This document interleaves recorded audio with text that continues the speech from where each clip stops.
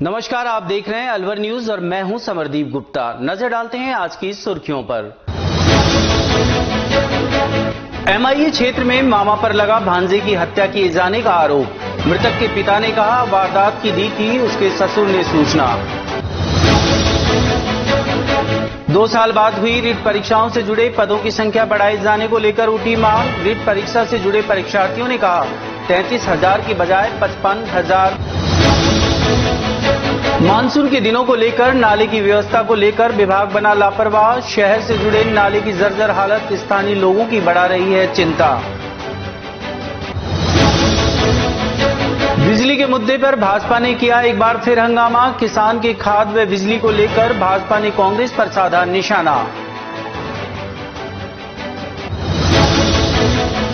और अब खबरें विस्तार से। एमआईए थाना अंतर्गत अपने मामा के साथ मजदूरी कर रहे राजगढ़ तहसील के राजपुरा गांव निवासी भांजे की हत्या, जहां उसके मामा द्वारा किए जाने का मामला प्रकाश में आया है। वहीं इस मामले में एमआईए पुलिस ने मृतक के परिजनों द्वारा दी गई शिकायत के आधार पर मामला दर्ज करते हुए शव का पोस्टमार्टम करा शव परिजनों को सौंप दिया है। मृतक हेम सिंह के पिता योगेंद्र चंद गुजर के बताया कि हेम सिंह 15-20 दिनों से एमआईए स्थित अदानी फैक्ट्री के पास अपने मामा भरत सिंह के पास टाइल्स पर काम करता था। इस दौरान हेम सिंह ने 10 तारीख को फोन करके उनके घर वालों से कहा कि दीपावली पर पैसे नहीं मिले, इसके कारण वह नहीं आ पाएगा। लेकिन इसके बाद 15 तारीख को योगेश गुजर के ससुर ने रतिराम ने फोन करके उनको बताया कि आरोपी भगत सिंह द्वारा हेम सिंह की हत्या कर दी गई है, जिसकी सूचना पर वो लोग जब मामा के घर पहुंचे तो हेम सिंह मृत मिला। गौरतलब है कि मृतक हेम सिंह 12वीं कक्षा का छात्र था और बांदीकुई कॉलेज से आईटीआई की तैयारी भी कर रहा था। साथ ही मृतक 2 भाइयों में सबसे बड़ा था। उसका नाम हेम सिंह है,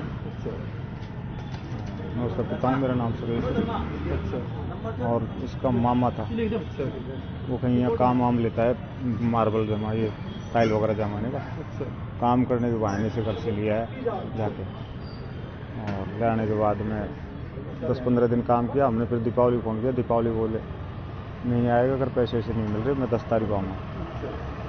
10 तारीख निकलने के बाद में 13 तारीख को फ़ोन किया तो उसने 13 तारीख को उसको पहुँचा दिया सर। आपको कैसे पता लगा, सूचना कैसे लगी? वो सूचना ऐसे लगी कि वो मारने के बाद में रूम में बंद कर गया, उसको ताला लगा दिया बाहर से और वो घर से ले गया अपने। घर जाने के बाद में मेरे ससुराल मैंने फ़ोन किया कर, बच्चा इसके साथ यहाँ भी नहीं आया और हमारे वहाँ भी नहीं पहुँचा। फिर घर वाले बोले कि भाई वो बच्चा कहाँ कर दिया उससे, मामा से, वो भरत से। फिर भरत ने कहा कि वो तो मैंने निपटा दिया काम से, दारू पानी पीता था भरत, दारू के नशे में उसने बोल दिया कि मैंने उसको ख़त्म कर दिया है, उसके ब्लीडिंग आ रही है, तड़प रहा है, बच भी सकता है नहीं बचे, ये बोला उसने। लेकिन वो ख़त्म करके गया था उसको, क्योंकि ताला लग रहा है तो ख़त्म करके गया। ताला बुलाया फिर कल पुलिस ने। आपका आरोप है कि आप उसके मामा ने? बिल्कुल आरोप। क्या करता था ये बच्चा? बच्चा क्या करता था? बच्चा तो पढ़ रहा था अभी तो, और वैसे छुट्टियों में काम भी करने के लिए अपना खर्चा पानी। और आरोपी क्या काम करता था? आरोपी तो ये मान लो बदमाश नंबर 1 का बदमाश है। कई तो मर्डर हैं, खेड़ली थाने में उसके नाम से असिस्टेंट वारंट है, भरतलाल, गांव आडोली है उसका, और कई केस हैं उसके खिलाफ। जेल भी काटा हुआ आदमी है। क्या मांग करते हो? मांग तो न्याय चाहिए हमको, तो हमारे को तो यही है कि हमारे बच्चे का उसको जेल होनी चाहिए। कल एक डेड बॉडी अडानी फैक्ट्री के पास में एक मकान में मिली थी। तो क्या नाम पता है? उसका नाम धर्म सिंह नहीं, हेम सिंह। कहाँ का रहने वाला है? ये कोई राजवाड़ा है, राजपुरा, टहला थाना के पास, राजपुर, बड़ा राजपुर। पिता ने रिपोर्ट दी है कि मेरे बेटे का मर्डर हुआ है और जो मेडिकल बोर्ड से बोर्ड गठित करा के पोस्टमार्टम करा। क्या कहकर बुलाया था इसके मामा ने? अब ये तो तफ्तीश का विषय है, जब आगे जो भी मामला होगा जनता से पूछताछ करेंगे जो भी होगा। भाजपा युवा मोर्चा अलवर के पूर्व अध्यक्ष जलय सिंह के नेतृत्व में मंगलवार को अलवर शहर में जहां 100 करोड़ वैक्सीनेशन भारतवर्ष में लगाए जाने को लेकर प्रधानमंत्री मोदी को धन्यवाद दिए जाने के तहत मैराथन दौड़ का आयोजन किया गया। वहीं इस मौके पर दौड़ का शुभारंभ अलवर शहर विधायक संजय शर्मा ने हरी झंडी दिखाकर किया। इस दौड़ के समापन के बाद जहां विजेताओं को मंचासीन अतिथियों द्वारा पुरस्कृत किया गया, वहीं इस मौके पर अलवर शहर विधायक संजय शर्मा ने प्रधानमंत्री के नेतृत्व में कोरोना काल के दौरान देश भर में महामारी रोकने को लेकर किए गए विभिन्न कार्यों का हवाला देते हुए प्रधानमंत्री को न सिर्फ देश में कोरोना महामारी रोकने के लिए सबसे महत्वपूर्ण कड़ी बताया है, बल्कि स्वदेशी वैक्सीन निर्माण के लिए देश के वैज्ञानिकों और चिकित्सकों को भी इस दौरान धन्यवाद दिया। साथ ही इस मौके पर शहर विधायक संजय शर्मा ने कांग्रेस व सपा सहित विपक्षी पार्टियों पर निशाना साधते हुए कोरोना काल के दौरान भाजपा को लेकर उठाए सवालों पर अपना निशाना भी साधा, जिसकी एक वानगी आप स्वयं देख और सुन सकते हैं। कोरोना जैसी वैश्विक महामारी में जहां बड़ी बड़ी राष्ट्र शक्तियां अपना आप को असहाय महसूस कर रही थी, उस वक्त देश के यशस्वी प्रधानमंत्री ने विशेष रूप से भारत की आम जनता को जिस प्रकार से संभाला है, चाहे वो जरूरतमंद को सूखे राशन किट की वितरण हो, चाहे उसको आर्थिक सहायता हो और दवाइयों की आवश्यकता हो, ऑक्सीजन की आवश्यकता हो, और सबसे महत्वपूर्ण आवश्यकता जब वैक्सीनेशन की थी, उस वक्त आदरणीय नरेंद्र भाई मोदी ने, साथ ही साथ हमारे देश के वैज्ञानिकों ने, हमारे डॉक्टर्स ने जिस प्रकार से आगे बढ़कर के स्वदेशी वैक्सीन का निर्माण किया, और उसके साथ साथ जहां विश्व की बड़ी बड़ी शक्तियां वैक्सीन बनाने में अपना आपको असहाय महसूस कर रही थी, उस वक्त भारत ने विश्व गुरु बनकर के स्वदेशी वैक्सीन बना करके जहां अपने देश के आम जन को बचाने का काम हमारे यशस्वी प्रधानमंत्री जी ने किया, वहीं दूसरी ओर पूरे विश्व में जहां भी जरूरत थी इस वैक्सीन की, वहां भारत सरकार ने वैक्सीन भेज करके उस देश में रहने वाले जरूरतमंद लोगों को जो वैक्सीन की आवश्यकता थी, उनको वैक्सीन पहुंचाकर उनको बचाने का काम भी किया। देश के यशस्वी प्रधानमंत्री आदरणीय नरेंद्र भाई मोदी को भी धन्यवाद देना चाहूंगा। और आज उसी को लेकर के हमारे देश के अंदर जिस प्रकार से 100 करोड़ आम जन को वैक्सीन लगा करके बचाने का काम भारत सरकार ने किया है, और साथ ही साथ अभी वैक्सीनेशन का कार्य चल रहा है, उसको लेकर के आज अलवर शहर में भारतीय जनता युवा मोर्चा के हमारे पूर्व अध्यक्ष जले सिंह जी के नेतृत्व में आज एक मैराथन दौड़ का आयोजन किया गया। उसमें युवा वर्ग ने जिस प्रकार से आगे बढ़ करके उत्साह के साथ भाग लिया है, तो मैं पूरी युवा मोर्चा की टीम को, भारतीय जनता पार्टी परिवार को, और साथ ही साथ इस प्रतियोगिता में भाग लेने वाले समस्त युवाओं को मेरी ओर से हार्दिक बधाई देना चाहूंगा।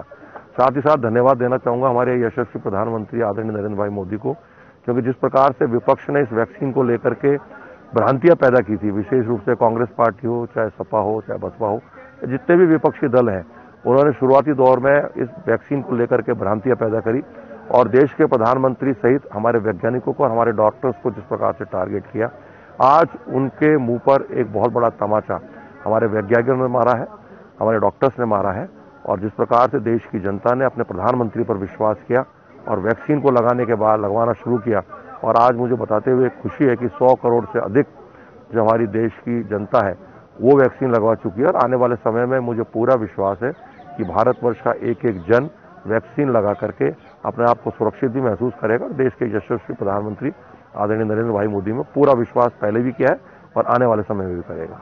राजस्थान में बढ़ती बिजली की दरों सहित बिजली की समस्याओं को लेकर मंगलवार को भारतीय जनता पार्टी के युवा मोर्चा द्वारा जिले से जुड़े मुख्य विद्युत सप्लाई अधीक्षण अभियंता कार्यालय पर धरना व प्रदर्शन किया गया। इस दौरान जहां धरना प्रदर्शन कर रहे भारतीय जनता पार्टी से जुड़े युवा मोर्चा के कार्यकर्ताओं द्वारा कांग्रेस सरकार के खिलाफ जमकर नारेबाजी की गई, वहीं इस मौके पर प्रदेश में किसानों को लेकर खाद व बिजली में हो रही समस्या को लेकर कांग्रेस सरकार को जिम्मेदार भी ठहराया गया। लेकिन दूसरी तरफ जब इन पदाधिकारियों से पूछा गया कि किसानों से जुड़े बिल को लेकर केंद्र सरकार की नीति व कांग्रेस के समर्थन पर क्या राजनीतिक पार्टियों की सोची समझी राजनीति हो रही है, तो इस बात पर भाजपा से जुड़े युवा मोर्चा के पदाधिकारी कुछ अलग ही तर्क देते दिखाई दिए, जिसकी एक वानगी आप स्वयं देख सकते हैं। पर यूनिट 33 पैसे फ्यूल सरचार्ज बढ़ाया है, उसके लिए एक सांकेतिक रूप से विरोध प्रदर्शन किया गया है। अगर सरकार इसको वापस नहीं लेती तो हम इसको आगे तक इसको सड़कों पर उतरेंगे, इसके लिए युवा मोर्चा। अच्छा, ग्रामीण क्षेत्रों में भी बिजली की जो हालात हैं, किसान भी परेशान हैं, क्या लगता है क्या कर रही है कांग्रेस सरकार? ग्रामीण क्षेत्रों में भी सब जितनी रिक्वायरमेंट रहती है उतनी नहीं दी जाती। उसके लिए बीच में भी आपको याद है कि अलवर में भी इसके लिए विरोध प्रदर्शन किया गया था, ग्रामीण स्तर से जाकर भी कलेक्टर साहब को ज्ञापन दिया गया था। उस समय जब बिल्कुल प्याज का सीजन था, जब पानी की समस्या आ रही थी और पूर्ण रूप से उनको बिजली भी नहीं मिल पा रही थी, तो बार बार सरकार जो मूलभूत सुविधाएं हैं वो उनकी पूर्ति नहीं कर पा रही है। एक तरफ कांग्रेस कहती है किसान बिल को लेके कि हम उनके साथ हैं, दूसरी तरफ राजस्थान में किसान परेशान है, क्या लग रहा है ये पार्टियों का चल गया है? पार्टियों का तो ये कांग्रेस पार्टी अपनी तरीके से सरकार चलाने में सक्षम नहीं है। जैसा कि आप देख रहे हैं कि बार बार मूलभूत सुविधाओं की पूर्ति नहीं हो पा रही है। पानी के लिए भी आपने अलवर में देखा था कितना जल संकट रहा था, बिजली के लिए भी आप देख रहे हैं। और जो इनकी बात करते हैं कि बार बार केंद्र सरकार ने तो पेट्रोल और डीजल की रेट कम कर दी थी, लेकिन राज्य सरकार किसानों के मुद्दे पे बात की जाए, जो कांग्रेस कहती है कि हम किसानों के साथ है, किसान बिल आंदोलन में भी कांग्रेस साथ नजर आती है बहुत बार, और दूसरी तरफ राजस्थान के किसान ही परेशान है, चाहे खाद की बात की जाए चाहे बिजली की बात की जाए। तो क्या हो रहा है, ये राजनीतिक पार्टियां अलग अलग स्टैंड पे टिकी हुई है, कोई एक इनका एम है नहीं है? कांग्रेस सरकार अपनी तरफ से पूर्ति नहीं कर पा रही, ना तो उन्होंने खाद के उस मामले में जो सरकार अपना काम करना चाहिए उसकी पूर्ति नहीं हो रही, ना किसानों को। अभी आपने देखा था अत्यधिक बारिश हुई थी, तो जिस तरह से बारिश ज्यादा हो गई थी उसके बाद जो प्याज की फसलें खराब हुई थी, तो उनको जो सरकार को जो उनको मुआवजा देना चाहिए था वो मुआवजा भी नहीं दिया गया। तो सरकार तो कांग्रेस सरकार यहाँ तो बिल्कुल पूर्ण रूप से विफल है। किसानों की चिंता नहीं है, सिर्फ किसानों को एक मतलब जिस तरह का आंदोलन के हिसाब से देखा जा रहा है कि वोटों के हिसाब से, जैसे शाजापुर पे डाल रखा है, किसानों के नाम से राजनीति कर रहे हैं। किसानों की तो स्थिति तो खराब यहाँ पर है कि जिस तरह से प्याज की फसल कितनी बर्बाद हुई थी, लोगों के कितना आर्थिक रूप से नुकसान हुआ, मानसिक रूप से नुकसान हुआ, लेकिन उसकी पूर्ति नहीं हुई, उनको मुआवजा नहीं दिया गया। किसान जो आंदोलन कर रहे हैं उनका आरोप है कि भाजपा भी किसानों के साथ नहीं, इस बारे में क्या कहना है? सर, पहली बार भारतीय जनता पार्टी की शासन में सम्मान निधि के नाम से किसानों को 6,000 रुपए डायरेक्ट दिए गए थे, तो ये तो कहना उचित नहीं है। राजस्थान सरकार आम जन की कमर तोड़ने में लगी हुई है। जहां केंद्र सरकार ने वैट कम कर दिया, उसके बावजूद राजस्थान सरकार अड़ी हुई है, और भी राज्यों ने वैट कम किया है, और तानाशाह सरकार, गहलोत सरकार अड़ी हुई है। और वहीं अपनी बात पार्टी रहने के बावजूद आम जन की तोड़ने के लिए गहलोत सरकार ने बिजली के बिलों पर 33 पैसा फ्यूल चार्ज बढ़ाया, जो काफी संख्या में आएगा। और आप देख रहे हैं कि जिन लोगों के घरों में एक बल्ब का चलता है उनके भी 1-1 लाख 1.5 लाख के बिल आ रहे हैं। तो आप समझ सकते हैं कि तानाशाह सरकार है जो गरीबों को लूटने पर लगी हुई है। और युवा मोर्चा इस चीज की मांग करता है। भाई, युवा मोर्चा के अध्यक्ष तरुण जंजी के नेतृत्व में यहाँ सभी युवा मोर्चा के साथ एकत्रित हुए हैं और मांग की है कि गहलोत सरकार होश में है, और ये जिस तरह से दरवाजे के पीछे से ये लोग धीरे धीरे आम जनता को लूटने की कोशिश कर रहे हैं, उसको बंद करें। भारतीय निर्वाचन विभाग की अग्रिम चुनाव से जुड़ी लिस्ट को पूर्ण रूप से अपडेट बनाए जाने के तहत मंगलवार को अलवर शहर के गौरी देवी महाविद्यालय में अलवर जिला निर्वाचन विभाग द्वारा नवीनतम मतदान सूची में पहली बार मतदान से जुड़े युवाओं के नाम जोड़े जाने को लेकर कैंप आयोजित किया गया, जिसके तहत जीडी कॉलेज से जुड़े 18 वर्ष से अधिक युवा वर्ग के छात्राओं द्वारा अपने आवेदन इस कैंप में प्रस्तुत किए गए। वहीं इसकी जानकारी देते हुए जिला निर्वाचन से जुड़े अधिकारी रोशन लाल वर्मा ने बताया कि इस कैंप के माध्यम से जहां भारतीय निर्वाचन विभाग द्वारा आगामी मतदान सूची के तहत नवीनीकरण के तहत की जाने वाले मतदाताओं की सूची निर्धारित की जा रही है, वहीं नवीनतम मतदाताओं से जुड़े नामों को जोड़े जाने के साथ पूर्व में मतदाताओं की पहचान पत्र में किसी भी प्रकार की त्रुटि का भी निस्तारण किया जा रहा है, जिसके तहत ये कैंप लगाया गया है। साथ ही इस कैंप लगाए जाने से पूर्व जुड़ी जानकारी भी महाविद्यालय से जुड़ी छात्राओं को दी गई थी, जिसके तहत छात्राओं द्वारा इस नवीनतम सूची में नाम जोड़े जाने को लेकर तय दस्तावेज भी निर्धारित समय पर पेश किए गए हैं। मैं रोशनलाल वर्मा, ईआरओ ऑफिस अलवर से हूँ, और एसएसआर 2022 जो कि भारतीय निर्वाचन आयोग द्वारा मतदाता पुनरीक्षण कार्यक्रम जो चल रहा है 2022 के लिए, अपडेशन के लिए, उसी के तहत पूरे भारतवर्ष में जो कि नए मतदाता हैं उनका वोटर लिस्ट में नाम जोड़ने के लिए, और उनके नाम में अगर किसी प्रकार का कोई नाम में या डेट ऑफ बर्थ में कोई कमी है तो उसको सही करने के लिए यहाँ पर ये कार्यक्रम निर्वाचन आयोग द्वारा चलाया जा रहा है, जिसके तहत उसी कड़ी में आज यहाँ जीडी कॉलेज में ईआरओ कार्यालय अलवर के द्वारा बच्चों को इसके तहत सीधा जोड़ने के लिए वोटर लिस्ट में नाम उनका जुड़े, मतदाता पहचान पत्र उनका बने, उसके लिए यहाँ पर सुविधा के लिए यहाँ पर कैंप लगाया गया है। और यहाँ पर पहले ही ये सूचना दे दी गई थी कि 16 तारीख को यहाँ पर कैंप का आयोजन होगा, जिसमें सभी बच्चे अपना आधार कार्ड और डेट ऑफ बर्थ के प्रूफ के लिए अपने कोई भी वोट मार्कशीट और अपना एक फोटो ये लेकर यहाँ पर पहुँचे और इस कैंप का लाभ उठाएं। और ये ऑनलाइन भी भरा जा रहा है। उसके लिए हेल्पलाइन ऐप पर है जो अपन वोटर हेल्पलाइन ऐप है वो डाउनलोड करें, और सीधे ही आप अपन स्वयं भी है जो अपने आप ही अपन फॉर्म नंबर 6 उस पर ऐप के द्वारा भर सकते हैं। उसको अपने स्तर पर ही फॉर्म भर के इसका फायदा ले सकते हैं। 26 सितंबर 2021 को ही रीट परीक्षाओं के दौरान जहां परीक्षाओं में गड़बड़ी को लेकर कई विवाद जन्म लेते दिखाई दिए थे, वहीं अब परीक्षाओं से जुड़े अभ्यर्थियों द्वारा विगत 3 वर्षों के दौरान परीक्षा के तहत होने वाले 2021 में परीक्षा कराए जाने के तहत पदों की संख्या में कई हजार पद बढ़ाए जाने को लेकर शिक्षा मंत्री से ज्ञापन के माध्यम से मांग की जा रही है, जिसके तहत अलवर जिले से जुड़े रीट परीक्षार्थियों ने मंगलवार को जिला प्रशासनिक अधिकारियों को ज्ञापन सौंपते हुए जहां वर्ष 2019 वर्ष 2020 में कोरोना के चलते रीट परीक्षा स्थानित होने के कारण तृतीय श्रेणी शिक्षक पदों की सेवानिवृत्ति व पदोन्नति के कारण हुई बढ़ोतरी को देखते हुए आगामी रीट परीक्षा 2021 के तहत निर्धारित 33,000 पदों को बढ़ाते हुए 50,000 पद किए जाने की मांग की गई है। वहीं 2021 में दी गई रीट परीक्षाओं से जुड़े अभ्यर्थियों का कहना है कि सरकारी साला दर्पण के अनुसार अब तक रीट परीक्षा परिणाम से जुड़े पदों में तकरीबन 55,000 पद रिक्त है, जिसे देखते हुए सरकार को वर्ष 2021 में कराए गए रीट परीक्षा से जुड़े आवंटित पदों की संख्या अविलंब बढ़ाए जाना चाहिए। सर, हम अलवर जिले के समस्त रीट अभ्यर्थी आए हैं। हमारी सर ये मांग है कि जो रीट भर्ती 2021 है, ये मुख्यमंत्री सर ने 2019 के बजट में घोषित की थी। उसके बाद सर अब 3 साल निकल गए और वैकेंसी बहुत खाली हो गई हैं और इस साल के आखिर तक जो कोई डिग्री लेगा वो भी इस भर्ती के लिए जो है एलिजिबल कर दिया गया है, क्योंकि इसमें जो अपीयर वाले 1 लाख से ज्यादा स्टूडेंट भी जोड़ दिए हैं और बीच में कोविड टाइम में जो महिलाओं के जैसे पति डेथ हो गई थी उनकी, तो उनको भी स्पेशल कोटा में इन्हीं सीट्स के बीच में उनको दे दिया गया है, शामिल कर लिया गया है। इसलिए उसके प्रोपोर्शन में लेकिन सीटें नहीं बढ़ाई गई हैं, जबकि 50,000 से ज्यादा सीट अब भी वैकेंट है शिक्षा विभाग में 3rd ग्रेड में। इसलिए हमारी डिमांड है कि पद बढ़ाकर कम से कम 50,000 किए जाएं, जिससे लेवल 1 और लेवल 2 दोनों को फायदा हो, जिससे विषयवार वर्गीकरण जो होगा सीट्स का उसका सही अनुपात बना रहे।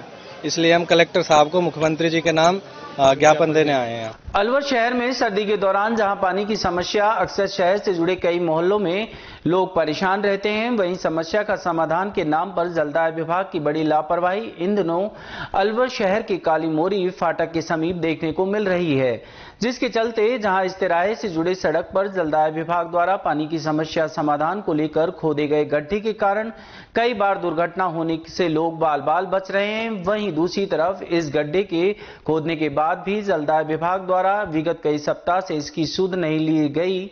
ऐसे में स्थानीय दुकानदार इन हालातों को लेकर बड़ी अनहोनी के चलते चिंता से ग्रसित हैं।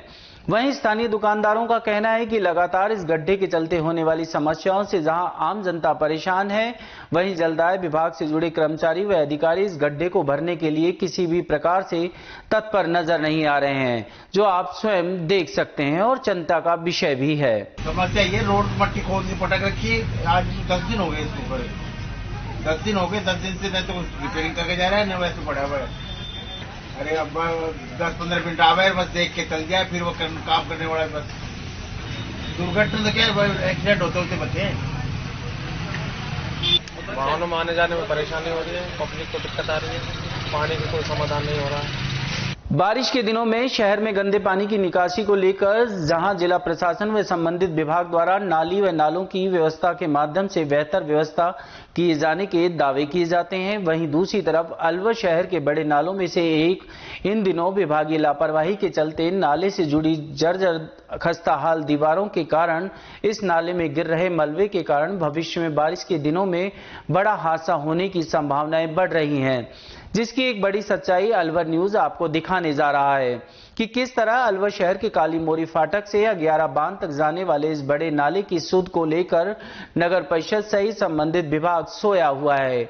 वहीं इस नाले की दीवार जर्जर होने के चलते आए दिन इस नाले में दीवार से जुड़ा मलबा इकट्ठा हो रहा है, जिसके चलते जहां स्थानीय लोग भविष्य में इलाके में पानी भर जाने सहित कीचड़ की गंदगी फैलने को लेकर डरे हुए हैं।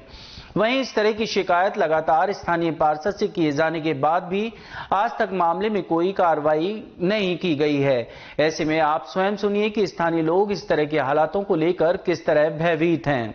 नाले को चुनवाओ, बच्चे का गिरने का डर है, पशुओं के गिरने का डर रहता है। शासन को 3-4 बार लिख कर कोई सुनता ही नहीं है। हमारे यहाँ बरसात में पानी भर जाए, घोड़ा घोड़ा निकलना भी दुर्लभ हो जाए। पार्षद से बोल दी 4-5 बार। पार्षद का नाम क्या है? विष्णु शर्मा। ये हमारी शॉप है और हम यहाँ पे रहते हैं और हमारे यहाँ पे ये नाला है, इसके एक दीवार गिर गई है और आए दिन यहाँ पर पशु और गिरते रहते हैं और आदमियों के भी गिरने का खतरा रहता है नाइट वाइट में। तो ये यहाँ पे कोई सरकार ध्यान नहीं दे रही। काफी दिनों आज तक तो कोई बंदा आया नहीं है भाई साहब यहाँ पे। आने जाने वालों को नाले की दीवार गिरी पड़ी है, परेशानी होती है। कोई भी ढोर ढांडा भी गिर सकता है, कोई भी हादसा हो सकता है इसमें। इसको करीबन 1.5-2 महीना उससे ज्यादा हो गया और कोई ध्यान देता नहीं है इसमें। बच्चे, छोटे बच्चे, इनको भी परेशानी है। साइकिल वगैरह चलाते हैं वो भी गिर सकते हैं। भर जाता है मोहल्ले में, गोटा गोटा गंदा सारा पानी बस्ती में घरों में जाता है। इस चीज को ना तो पार्षद ध्यान देता है, कई बार पार्षद से बोला था। खबरों में वक्त हो चुका है एक छोटी सी ब्रेक का। ब्रेक के बाद फौरन लौटेंगे, तब तक आप बने रहिए अलवर न्यूज के साथ।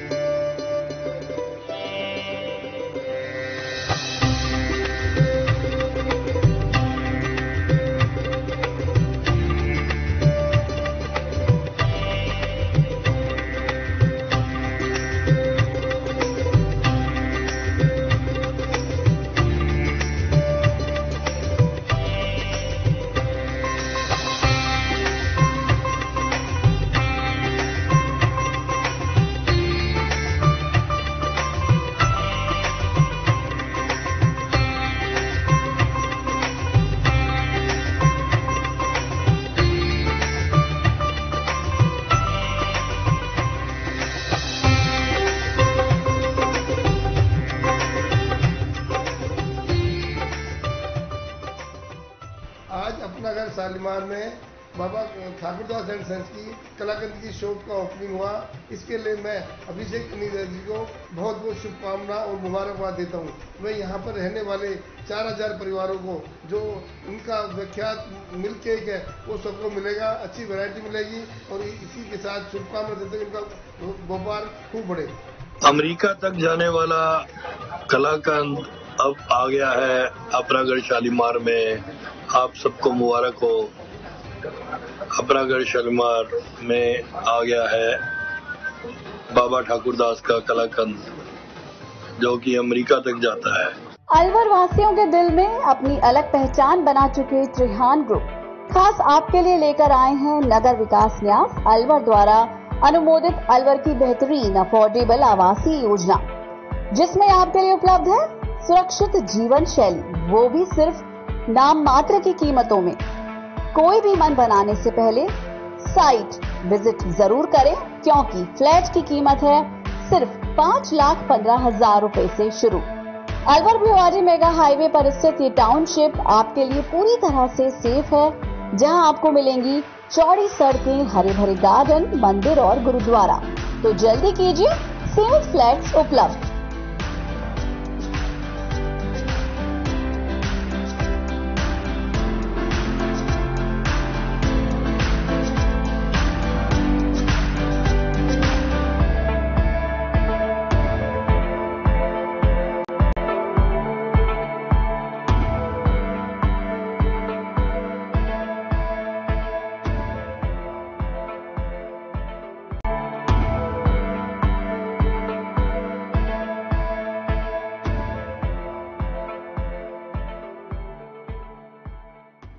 तेज दिमाग, पैनी नजर और निर्णय लेने की क्षमता आपको बनाती है देश का स्वर्णिम भविष्य।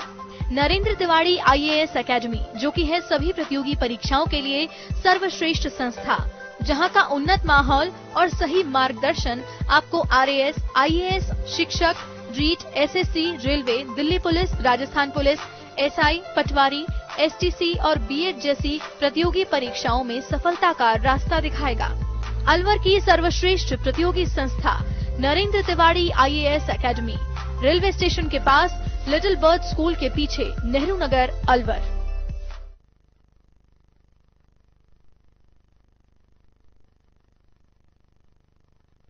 ब्रेक के बाद आपका फिर से स्वागत है। बढ़ते हैं अगली खबर की ओर।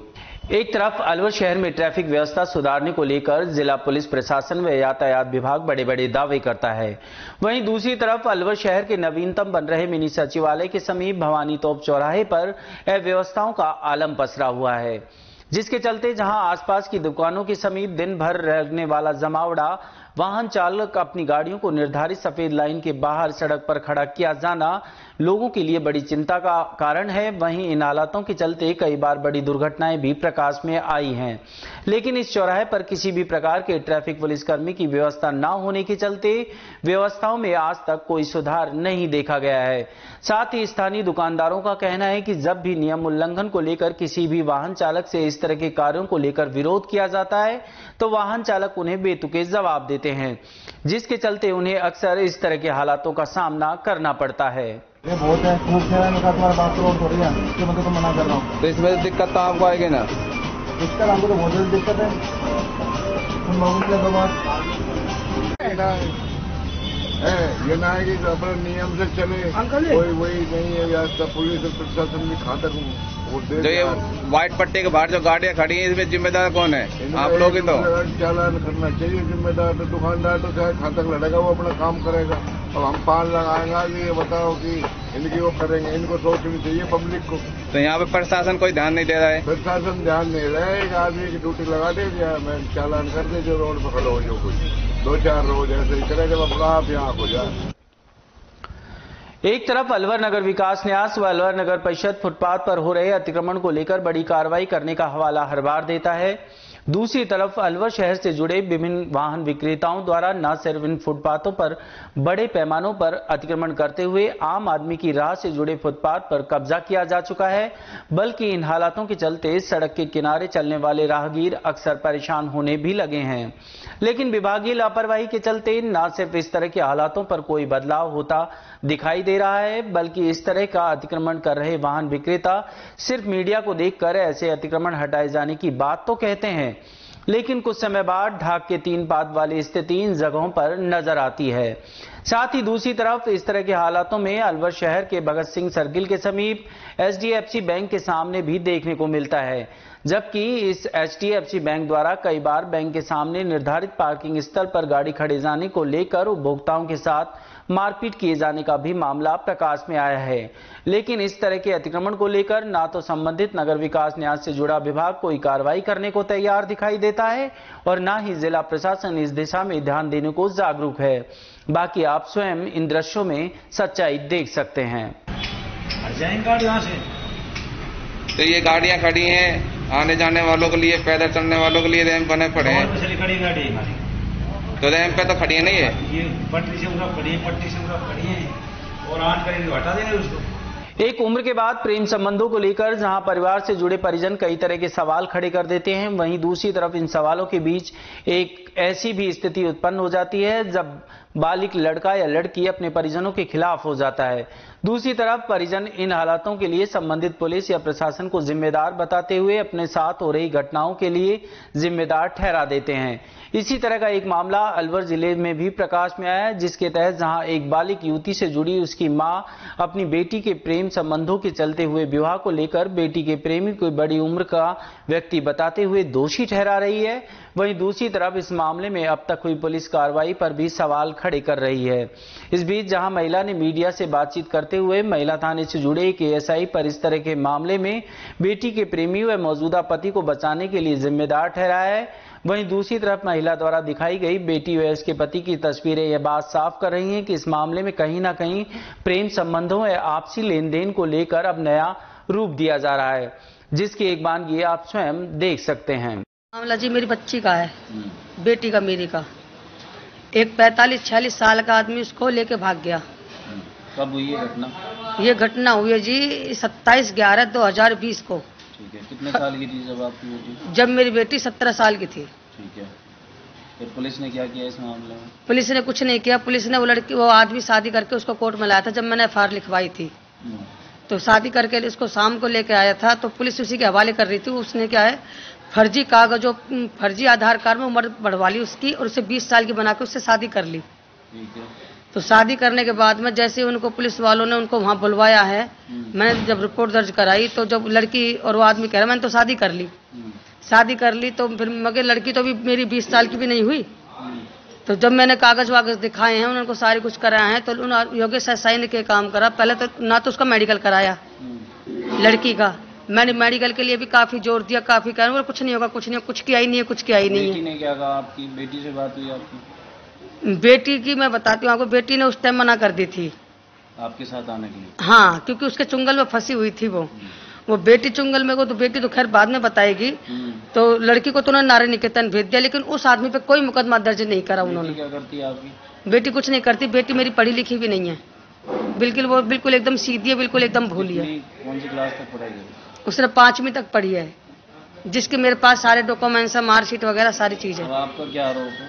मेरा आरोप यह है कि मेरी बच्ची की जिंदगी बर्बाद कर दी पुलिस वालों ने। जब लड़की नारी निकेतन में थी, लड़की ने खुद ने मेरे को बताया था कि मम्मी वो आदमी ने मेरे साथ मतलब कि रेप वेप करने की या छेड़खानी करने की उसने वीडियो बना रखी है, और वो मैं इसके खिलाफ ऑप्शन उठाऊंगी, मैं इसको सजा जब तक नहीं मिलेगी। तो फिर आपकी बेटी जब पुलिस बरामद करके लाई, तो उसके बाद फिर पुलिस को उसके खिलाफ बयान क्यों नहीं दिया? क्या लगता है? योगेश साई ने बयान दिलवाए साहब मेरे सामने। उसने योगेश साई ने कहा था कि अगर तू सच्चाई बोल देगी ना, तू ये कह देना कि मैं तो इसके साथ गई नहीं हूँ, मैं तो इसको जानती भी नहीं हूँ, और मैं तो वैसे ही घर से निकल गई थी। कोर्ट में बयान होते हैं जब लड़की बरामद। हाँ, तो कोर्ट में उन्होंने बयान, योगेश साई ने बयान दिलवाए हैं। कोर्ट में 164 के बयान में एसआई कभी अंदर कोर्ट के नहीं बैठता है, कोई नहीं बैठता, लेकिन उसे थाने से ही समझाते लाए साहब। थाने में लड़की ने मेरे से कहा था कि मैं मम्मी से मिलना चाहती हूँ, मम्मी से नहीं मिला यार, उस आदमी को बुला के उससे साथ बिठा दिया। आपका कहना है कि पुलिस मिली भगत के चलते आपकी पुलिस मिली भगत के, ये बताओ। और उस केस में FIR लगा दी, उसके कुछ ही दिनों बाद वो आदमी मुझे सेक्शन 9 का नोटिस दे देता है कि मेरी पत्नी को भेजो। फिर मैं उस सेक्शन 9 के नोटिस को लेकर जब मैं आ गई हूँ SP मैडम के पास में, फिर मैंने मैडम को दिखाया है। साधारण परिवार के लोगों में जहां शादी को ऐतिहासिक बनाने के लिए दूल्हा दुल्हन को हेलीकॉप्टर से अपने घर लाए जाने का क्रेज बढ़ता जा रहा है, वहीं रामगढ़ के उपखंड बड़ौदा मेव थाना अंतर्गत नागल टप्पा गांव पंचायत के खूटेटा खुर्द निवासी लालाराम जागा ने अपने छोटे बेटी की शादी को ऐतिहासिक यादगार बनाने के लिए दुल्हन को लाए जाने के लिए हेलीकॉप्टर की व्यवस्था की। सोमवार सुबह करीब 11 बजे हेलीकॉप्टर दूल्हा दुल्हन व 2 रिश्तेदारों सहित 7 लोगों को लेकर लक्ष्मणगढ़ से खूटेटा खुर्द गांव पहुंचा, जिससे लालाराम के परिवार में खुशियों का ठिकाना नहीं रहा। परिवार सहित गांव के लोग खुशी से गदगद नजर आए। लालाराम जागा के 3 बेटे हैं। बड़ा बेटा राजकुमार जागा, दूसरे नंबर का बेटा मनोज कुमार जागा, जिसकी शादी 8 नवंबर 2018 को रैणी गांव में हुई थी, जिसकी शादी में हाथी घोड़ा पाल की बैंड बाजे के साथ बारात गई थी। इस देवउठनी 11 को सबसे छोटे बेटे हेमंत कुमार जागा की शादी लक्ष्मणगढ़ के सैनी मोहल्ला निवासी बबलू जागा की पुत्री नेहा के साथ रीति रिवाज के साथ संपन्न हुई। शादी को ऐतिहासिक बनाने के लिए पिता व भाइयों ने हेलीकॉप्टर मंगाया और सोमवार को दूल्हा व दुल्हन को राजसी तरीके से हेलीकॉप्टर से खूटेटा गांव खुर्द लाया गया। दूल्हा नरसिंहकर एक निजी अस्पताल में जॉब करता है, दुल्हन BBA है। दूल्हे के पिता भाई हरियाणा में करीब 2 दर्जन गांवों से वंश लेखन व कार्य करते हैं। परिवार के पालन पोषण के लिए 1 बीघा जमीन है। दूल्हा का भाई राजकुमार का कहना है कि अब अडानी अंबानी पैसे वाले लोग ही हेलीकॉप्टर से दुल्हनों को ला सकते हैं, तो हम मध्यम वर्ग के लोग भी हेलीकॉप्टर से दुल्हन को क्यों नहीं ला सकते। दूल्हा दुल्हन को देखने के लिए लोगों का हुजूम उमड़ पड़ा। हेमंत जागा फ्रॉम खूटेटा खुर्द, तहसील रामगढ़, जिला अलवर। ये शादी मेरे भैया बड़े भाई राजकुमार जागा, छोटे भाई मनोज जागा, पिताजी लालाराम जागा ने मेरी शादी को ऐतिहासिक बनाने के लिए, समाज में एक शादी को ऐतिहासिक बनाने के लिए मेरे दोनों भाई और पापा ने ये शादी का विचार रखा था कि हम दुल्हन को हेलीकॉप्टर से घर लेके आएंगे। और मैं उनका बार बार धन्यवाद करता हूँ, मेरे दोनों बड़े भाइयों का और पापा का, जो मुझे उन्होंने इतना अच्छा सौभाग्य दिया, जो मैं मेरी दुल्हन को मेरे गांव में हेलीकॉप्टर द्वारा लेके आया। मैं उनको बार बार नमन करता हूँ, मेरे दोनों भाइयों, मेरे पापा को। मैं ये चाहता हूँ हर संसार को ऐसा मेरा जैसा बाप मिले और मेरे जैसे दोनों भाई मिले। मेरी यही इच्छा है, यही ख्वाहिश है कि हर संसार में मेरे जैसे भाई, मेरा जैसा पापा। और 14 नवंबर को छोटे भाई हेमंत की शादी थी लक्ष्मणगढ़ से, जिसमें 14 नवंबर को हमने हाथी के द्वारा गांव में भी निकासी करवाई थी, और वहाँ लक्ष्मणगढ़ में भी तोरण भी हाथी के द्वारा ही मारा था। और आज 15 नवंबर को हम दूल्हा दुल्हन को हेलीकॉप्टर से 10:30 बजे खूंटेटा लेके आए हैं। उन दोनों का मन था और कि हम भी एक ऐसी नई मिसाल करें कि हम भी औरों की तरह, जैसे बड़े बड़े अमीर आदमी जैसे आते हैं, अंबानी है, अडानी है, ये सारे जो बड़े बड़े आदमी अपनी पुत्र वधुओं को और अपने उनको लेके आते हैं हेलीकॉप्टर से, तो हमारा भी मन है कि हम हेलीकॉप्टर से आ सकते हैं क्या। तो हमारे पिताजी से हमने जब विचार किए तो उन्होंने कहा क्यों नहीं आ सकते, हम भी ला सकते हैं हेलीकॉप्टर, इतनी कोई वो थोड़ी जगह। तो उनका विचार विमर्श करके कुछ दूल्हा दुल्हन का मन था तो हमने विचार करके और हेलीकॉप्टर किराए पे किया। और आज 15 नवंबर को हम करीब 11 बजे लक्ष्मणगढ़ से दुल्हन को लेकर और हेलीकॉप्टर से ही खूंटेटा आए हैं। खबरों में वक्त हो चुका है एक छोटी सी ब्रेक का। ब्रेक के बाद फौरन लौटेंगे, तब तक बने रहिए आप अलवर न्यूज के साथ। आपके शहर में छाई खुशियां हैं अपार, सखी दूध भंडार आया आपके द्वार। आपके शहर में छाई खुशियां हैं अपार, सखी दूध भंडार आया आपके द्वार। आया आया देखो ताजा दूध आया, गुणकारी और गाय भैंस का दूध आया। भाइयों और बहनों आपके शहर में पहली बार सखी ताजा दूध की आई है बहार। स्वचालित मशीन द्वारा हो रही है रोज दूध की सप्लाई। आओ हम सब दूध खरीदें, इसमें कैसी कठिनाई। हर स्तर पर होती गुणवत्ता की जांच, ताकि आपके स्वास्थ्य पर नहीं आए कोई आंच। आया आया देखो ताजा दूध आया, गुणकारी और गाय भैंस का दूध आया। भाइयों और बहनों आपके शहर में पहली बार सखी ताजा दूध की आई है बहार। ऑनलाइन भुगतान की भी है सुविधा, एडवांस बुकिंग में भी जरा नहीं है दुविधा। आपकी सेवा लक्ष्य हमारा, हर घर दूध पहुंचाएं, ये उद्देश्य हमारा। आया आया देखो ताजा दूध आया, गुणकारी और गाय भैंस का दूध आया। आओ हम शहरी महिलाएं कदम उठाएं, ग्रामीण महिलाओं को सशक्त बनाएं।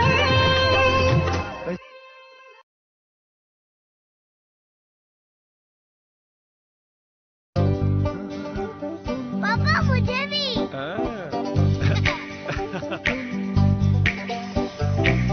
तू भी यही कहता था ना, पापा मुझे भी। रोहन, पीढ़ियां बदल जाती हैं, पर कुछ आदतें कभी नहीं बदलती। जैसे एस्को, सच्चे मजबूत रिश्ते जो चले पीढ़ी दर पीढ़ी। एस्को बाय जैकवा ग्रुप। ब्रेक के बाद आपका फिर से स्वागत है। बढ़ते हैं अगली खबर की ओर। अतिरिक्त जिला परियोजना समन्वयक समन्वित शिक्षा अलवर के तत्वाधान में दिव्यांग बालक बालिकाओं के लिए 4 दिवसीय मेडिकल असेसमेंट कैंप का उद्घाटन राजकीय उच्च माध्यमिक विद्यालय यशवंत अलवर में मुख्य अतिथि योगेश मिश्रा, कार्यकारी जिला अध्यक्ष कांग्रेस, वशिष्ठ अतिथि महिला कांग्रेसी नेता श्वेता सैनी व पूनम गोयल सीडीओ अध्यक्षता में संपन्न हुआ। नौगांवा के नजदीक मुबारकपुर में बीती रात्रि को सीताराम मंदिर के सामने स्थित तपन एजेंसी में आग लगने के कारण लाखों का सामान जलकर राख हो गया। दुकान संचालक सतीश गर्ग ने बताया कि सोमवार रात्रि करीब 12 बजे के आसपास गांव के चौकीदार ने आग सूचना दी। उसकी दुकान में आग की लपटें निकल रही हैं। वो तुरंत मौके पर पहुंचे और देखा कि दुकान के अंदर आग लगी हुई है। मौके पर गांव वालों की सहायता से लगभग 1 घंटे में आग पर काबू पाया गया। दुकान के अंदर रखे सभी motor, capacitor, oil, wiring, bush, grease सहित अन्य सामान जलकर राख हो गया। सामान के जलने के करीब 10 लाख का नुकसान हुआ है। आग लगने के कारणों का कुछ पता नहीं चल सका है। राजगढ़ उपखंड क्षेत्र के सुरेर गांव में भागवत कथा का समापन समारोह व विशाल भंडारे व हरि कीर्तन दंगल का आयोजन किया गया। सुरेर गांव के निचला बांध में चल रही भागवत कथा संपन्न हो गई। कथा के समापन पे हवन यज्ञ व भंडारे का आयोजन किया गया। कथावाचक ने 7 दिन तक चली कथा में भक्तों को श्रीमद् भागवत कथा की महिमा बताई। उन्होंने बताया कि भागवत कथा का श्रवण व्यक्ति भाव सागर से पार हो जाता है। श्रीमद् भागवत से जीव में भक्ति, ज्ञान एवं वैराग्य के भाव उत्पन्न होते हैं। कथावाचक व्यास ने भंडारे के प्रसाद का वर्णन किया। उन्होंने कहा कि प्रसाद 3 अक्षर से मिलकर बनता है। पहला प्र का अर्थ है प्रभु, दूसरा सा का अर्थ है साक्षात और तीसरा द का अर्थ है दर्शन, जिसे हम सब प्रसाद कहते हैं। कथा समापन के दिन मंगलवार को विधिवत रूप से पूजा कराई गई। सोमवार तक हवन व भंडारा भी किया गया। खैरतल थाना प्रभारी फूलचंद के अनुसार विभिन्न ब्रांडों की देशी शराब के 193 पौवे और 4930 रुपए नकदी के साथ श्रीचंद निवासी दादर हिड़ा को गिरफ्तार किया गया है। टपुकड़ा बाईपास पर सर्विस स्टेशनों से गाड़ियों की धुलाई को गंदा पानी सड़क पर छोड़ा जा रहा है। साथ ही पड़ोस में रहने वाले कबाड़ियों ने अतिक्रमण कर कबाड़ डाल रखा है, जिससे सड़क पर आवागमन भारी परेशानी हो रही है। नाले की पानी से सड़क पर बह रहा है। दुकानदार, उपखंड अधिकारी, नायब तहसीलदार टपुकड़ा, ग्राम पंचायत टपुकड़ा, रिडकोर को भी इसकी शिकायत की, लेकिन प्रशासन ने कोई कार्रवाई नहीं की। लगता है शायद प्रशासन को बड़ी दुर्घटना का इंतजार है। ये काफी दिनों की परेशानी है। पूर्ववर्ती सरकार ने रिको के द्वारा 80 लाख रुपए बाईपास टपुकड़ा पर दोनों तरफ नाला बनाने का काम किया था, लेकिन वो नाला बीच में अवैध सर्विस स्टेशन वाले और कबाड़ियों ने वो नाले को अवरुद्ध कर दिया है। बार बार प्रशासन को कहने के बाद माननीय उपखंड अधिकारी तिजारा, नायब तहसीलदार टपुकड़ा, रिडकोर वाले और बीडा वालों सबको अवगत कराया, टपुकड़ा ग्राम पंचायत को भी अवगत कराया, लेकिन इसका कोई समाधान नहीं हुआ। सरकार से पुनः मांग है कि इस गंदे पानी से, एक तो मौसमी बीमारी चल रही है, उस नाले में मच्छर पैदा हो गए और मौसमी बीमारियों से बचाव के लिए आवागमन पे बहुत ज़्यादा परेशानी हो रही है। पैदल यात्री जाते हैं, उनके तो कपड़े ही खराब हो जाते हैं। स्कूटर, मोटरसाइकिल, स्कूटी वाले तो गिर ही जाते हैं इसमें। तो सरकार से पुनः मांग है कि इस पर विशेष ध्यान देकर और ये अवरुद्ध जो नाला है इनको हटाकर रोड को क्लियर करा जाए, जिससे आम नागरिकों को समाधान मिले। यहाँ के जो दुकानदार है उनकी दुकानदारी भी बेचारों की खत्म हो गई है। ग्राहक आते नहीं, क्योंकि गंदा पानी वहाँ भरा हुआ है। ब्लॉक स्तरीय शिक्षक सम्मान समारोह रामगढ़ में आयोजित किया गया। सम्मान समारोह में शिक्षा के क्षेत्र में जन सेवा के सराहनीय कार्य करने वाले शिक्षकों को सम्मानित किया गया। राजकीय उच्च माध्यमिक विद्यालय नागलीवाल के प्रधानाध्यापक रामस्वरूप वर्मा को उत्कृष्ट शिक्षा की भूमिका व सराहनीय जन सेवा करने पर रामगढ़ विधायक साफिया जुबैर खान व प्रधान नसरू खान और CBO अकबर खान ने सम्मानित किया। खबरों में बस इतना ही। बने रहिए अलवर न्यूज के साथ।